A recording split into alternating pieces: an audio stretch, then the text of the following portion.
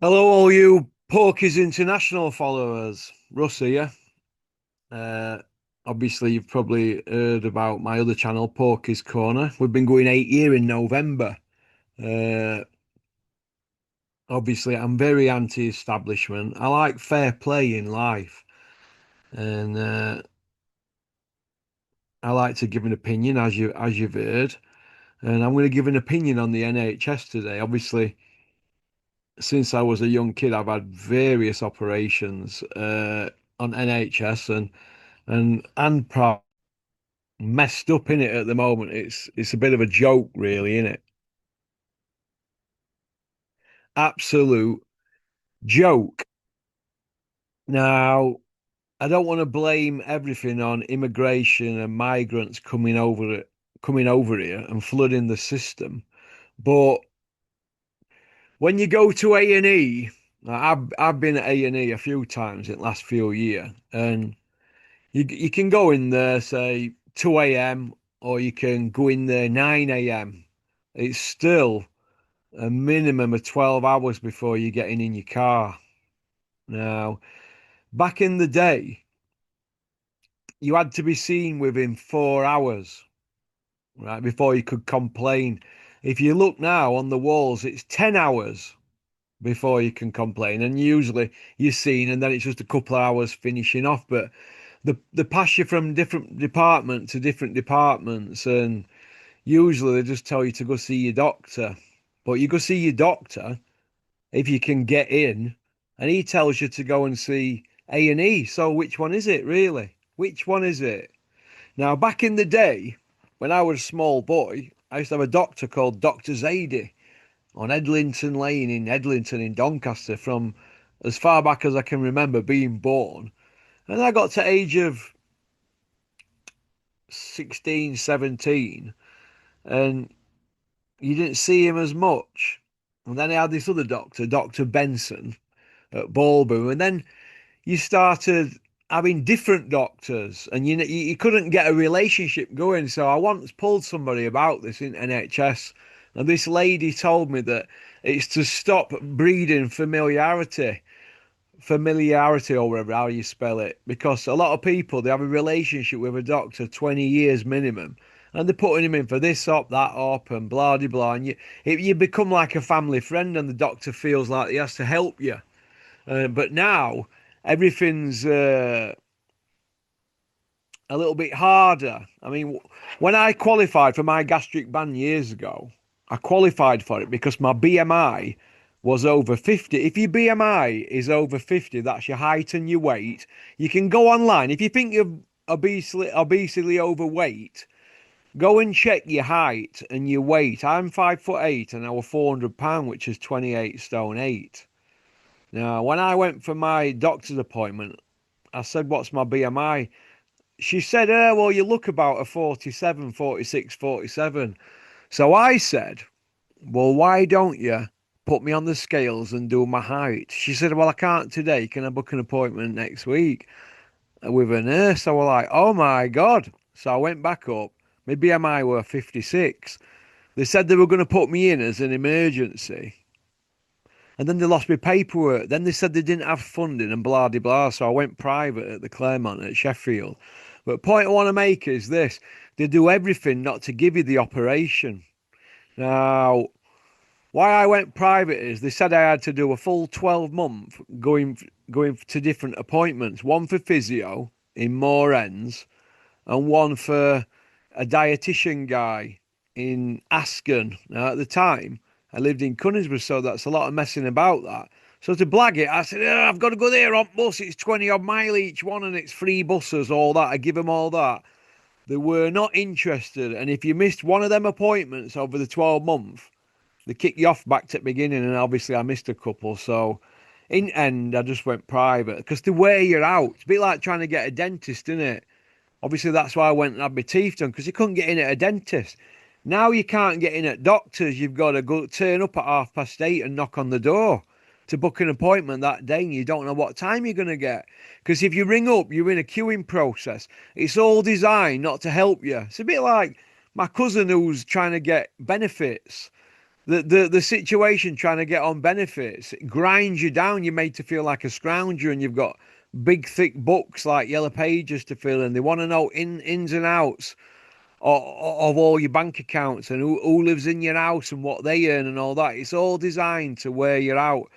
And this, if you go online and check, is all because of migrants coming into this system, clogging up the benefits system and clogging up the NHS, as well as clogging up the prison system with 105,000 people in prison if you include remands, when we've only got places for 100,000. So the 5,000 extra spillage, they're into the police stations now, aren't they? And it also means that people who should be remanded, they're giving them bail and they're committing other offences. It's a knock-on effect, and it's all due to migrants coming into our country. Migrants. Now, people who I've got who are friends who are non-whites might want to dig me out on this. Now, we're not making this a race issue. We're making this a clerical issue with the government. The government want these people to come over to this country so that they can get the votes off them, so they can stay in power. I mean, why have we got governments sending people out to bed and breakfasts along the seafront in Skegness and Deal in Kent and just giving the owners money for 2 years and buying up every room? Why have we got that?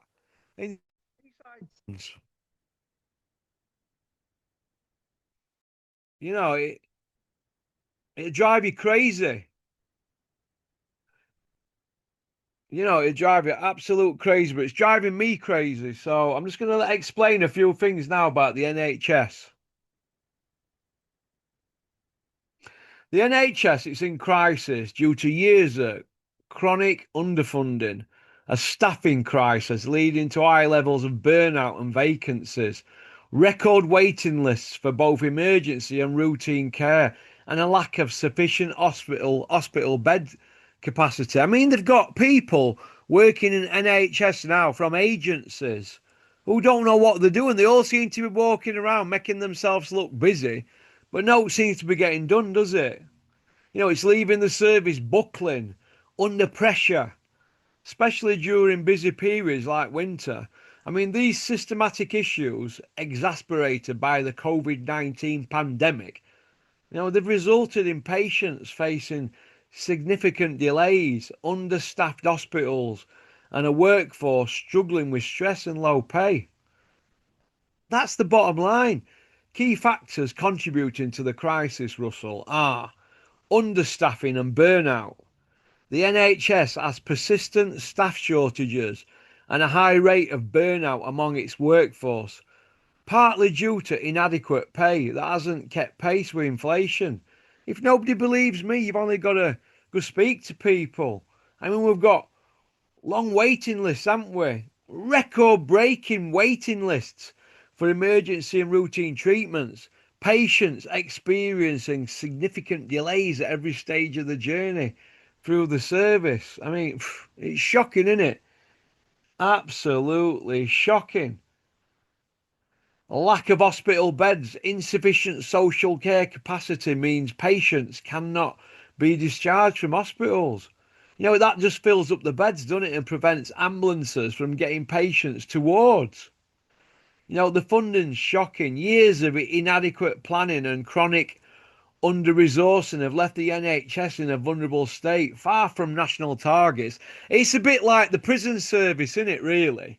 You know, every single year, right, out of the 100, it's about 140 prisons. Every single year, there's about 85 to 88 prisons that are condemned by the government, but these prisons are still open, aren't they? Lincoln, Hull Prison, Armley. Do you know what I mean? The old Victorian prisons. You know, they're condemned every year, but they still keep putting people in there, don't they? Do you know what I mean? It's absolutely unbelievable. You know, while not the sole cause of all this, COVID-19 pandemic significantly worsened pre-existing pressures on the NHS service. That didn't help, did it? And we all know about COVID. We'll come to that in another video. I'm going to get somebody on here that knows a little bit more about that than me. at some point. But it is what it is, isn't it? I mean, what does this all mean for patients? Do you know what I mean?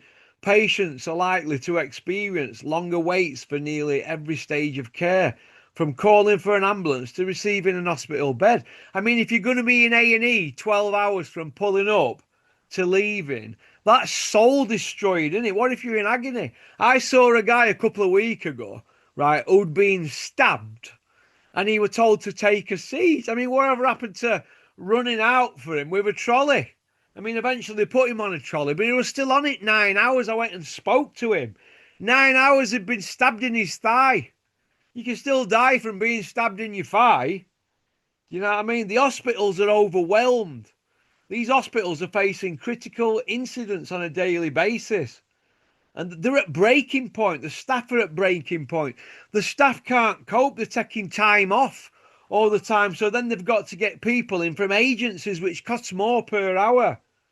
The pressure on the system is unbelievable. So that means the quality of care's gone down.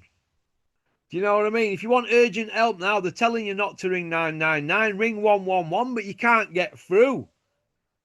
Don't even talk to me about the mental health crisis that this is affecting people. This is proper mental health. It's not them people like Tyson Fury that fake mental health for their own doing. This is proper mental health. Do you know what I mean? But it is what it is, isn't it? Nothing's gonna change what's going on. Nothing. Nobody's interested. But just a little 12, 13-minute video there for just my opinion on the NHS take. My take on the NHS. What's your take on the NHS? People that are listening to this video, what do you think about it all?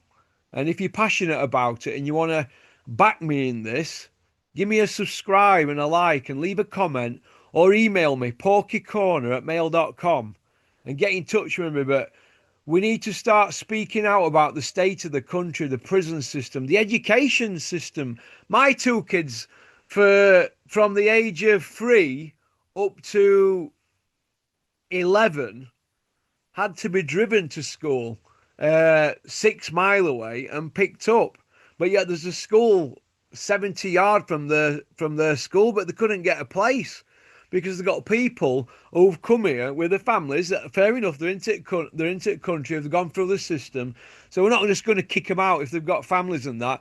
They're taking the places before my children were. It's a bit like the housing situation. These people get priority, don't they? Do you know what I mean? Has anybody got a problem with prison system, NHS, housing system, benefit system, education? If anybody's got a problem, we're going to cover these topics over the next few weeks on Zoom. Email me, porkycorner@mail.com, after you've given me a subscribe.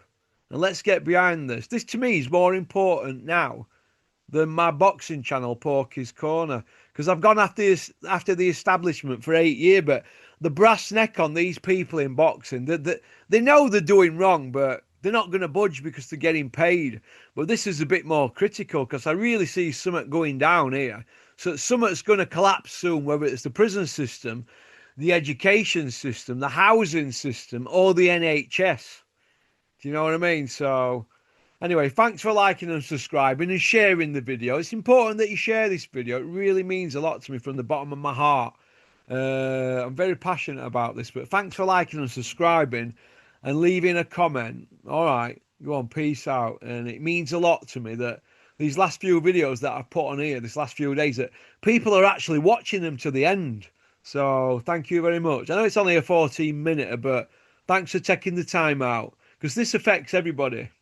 All the best, and I hope everybody has a great day. I think I'll go get some Weetabix now, have some breakfast. Go on, peace out.